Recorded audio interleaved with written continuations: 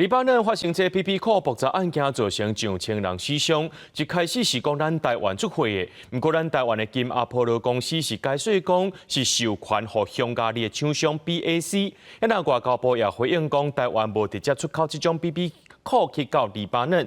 不过，苏联地检署却是认为讲，这有牵涉到国安问题，今早起呢去到金阿波罗公司约谈因的董事长，要来厘清案情。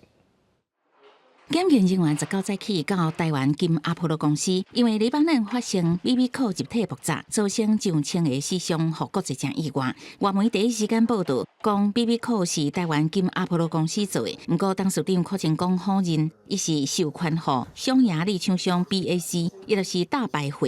不过，苏联地检署认定牵涉到国安问题，已经主动分案调查。19早起约谈柯成功教员说明。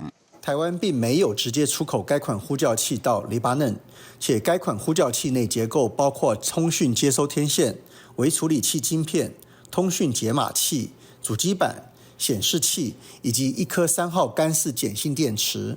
并不具备爆炸造成死伤的可能性。外交部回应，金阿波罗为2022至2024年8月出口26万套 BB 扣，主要是欧美国家无直接出口去黎巴嫩。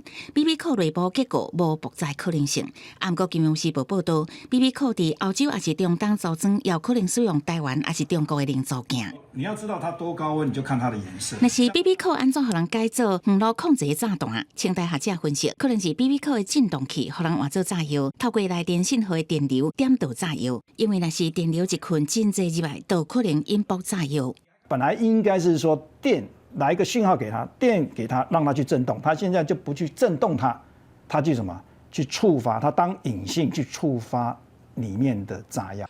学者认为，这个爆炸案甲 BB 扣的生产商关系无大，不过就惊台湾今日爆炸案变做中东战火焦点。国安团队追查发现，代志发生了后，社群平台出现真侪大文，想要甲台湾甲爆炸案做连结。大文的 IP 是境外来，好像是中共做的，伫进行认知作战。加害者是谁？应该倒不至于导引到台湾这边来，因为台湾本身是一个相对中立的一个技术跟器材。 而且并不是列为原来出口管制，并不是违法出口的。调解立委认为，网络谣言袂使相信，爱随向国际解说，嘛必须加强治安的规范。学者分析，为地血层面来看，台湾甲黎巴嫩、中东的冲突无真大连结，袂去互人点名报复。不过目前关键爱做的，就是爱找到底是谁甲 BB 扣改装。记者综合报道。